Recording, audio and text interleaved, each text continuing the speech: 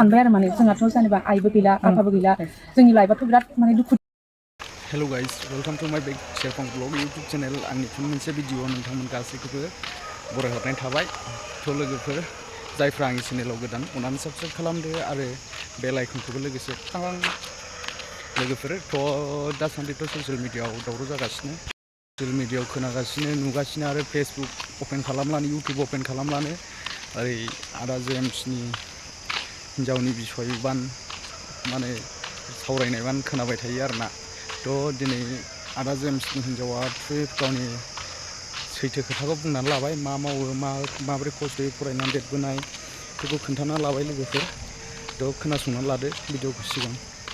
फादारा जेनेबा जोंखौ बिमा गैयिनिफ्रायनो गाव गुबुन हाबा लायालासिनो जोंखौ जेनेबा नायनानै बिबार क्लास 10 मोननाय लोगो लोगोनो फादारा माने रुंसारि जादों आरो।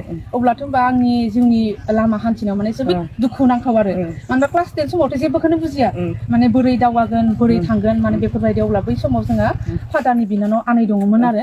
बे आनैयानो माने जोंखौ जोथोन लानानै माने फरिनाय स्कुलाव थांनाय गासैखौबो जोंखौ माने दायथ'खौ बिमानैयानो माने लादो आरो। लानानै बिदिनो आंबो मा खालामबाय उन्दैनिफ्रायनो माने आं सानबाय आरो माने जोंहाथ' जेनेबा आइबो गैला आफाबो गैला जोंनि लाइफआथ' बिराद माने दुखुथिया जाबाय। अब्ला आंनो मोजां जानांगोन, आङो मोजां जायोबासो आं मा खालामनो हागोन, आङो जिउनि लामाखौ आङो हान्थिनो हागोन। बिदि होननानै आं गोबां माने आङो बेलेगखौ बाद दोननानै माने अकल फरिनायखौल' बांसिन गोसो होग्रोयो आरो। माने आङो फरिनानै जुदि सासे मोजां मानसि जानो हायोबाथाय आं माने गावनि जिउखौ आङो साक्सेस खालामनो हागोन आरो।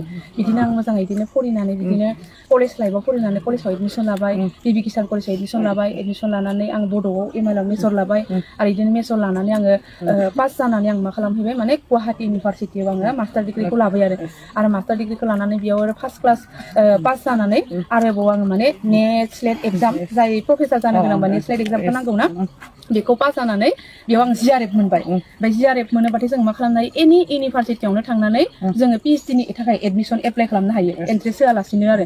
ओमफ्राय आरो जों एडमिसन मोनोबा सरकारा जोंनि थाखाय फरायनो फैसा होयो आरो। जोंहाथ' न'आव रावबो गैया नालाय आं मा खालामबाय, ओरैबायदि आं गावखौनो गाव माने खाफाल गोनां साननानै लाबाय।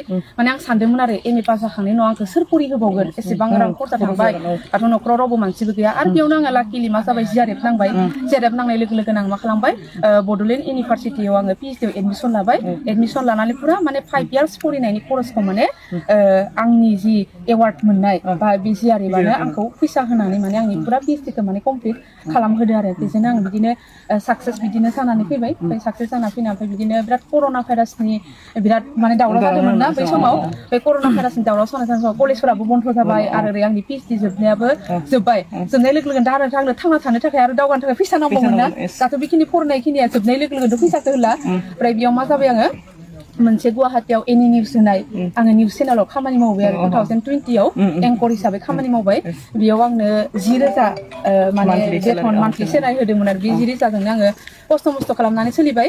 ओमफ्राय सोलिनानै ओमफ्राय बिदिनो जेब्ला कर'ना भाइरासआ जोब्बाय, ओमफ्राय जोबनायनि उनाव आङो फैनानै मा खालामबाय, जेनेबा बरमा कलेजाव दा जाय आंनि हासबेन्ड जाबाय बिथाङा माने कबिता मेमजों रायज्लायनानै आंखौ माने बरमा कलेजाव माने बिदि होनना बुंनानै माने बरमा कलेजाव थिसनफैबाय। ओमफ्राय थिसनफैनानै बिदिनो कलेजाव खामानि मावबाय थानायाव माने गोबां फाइनेन्सियेलि माने खस्थ' जादोंमोन आंहाबो। ओमफ्राय जि आंनि 8,000 दरमा मोननायाबो थोआ जादोंमोन आरो बेयाव माने जोबोद खस्थ' जाना समाव जेनेबा जों लोगोखामोन नालाय बियो आंखौ माने हेल्प खालामबाय आरो। माने आंनि जिखिनि साख्रि होसोनाय बा इन्टारभिउआव थांनायाव जेसेखिनि खरस नांगौ फैसा नांगौ बेखौ माने बिथाङानो दा जाय आंनि हासबेन्ड बियो हेल्प खालामनानै होनानै बोरैबा लाकिलि बिबि किसान कलेजाव पस्टबो ओंखारबाय।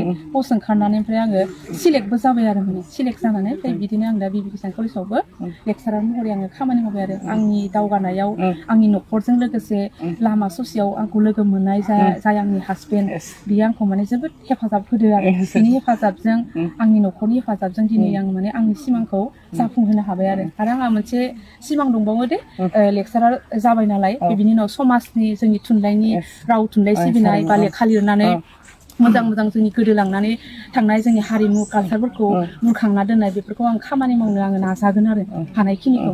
आरो फरायसाफोरखौ मोजां खालामनो नाजानायखौ आं लागोन आरो।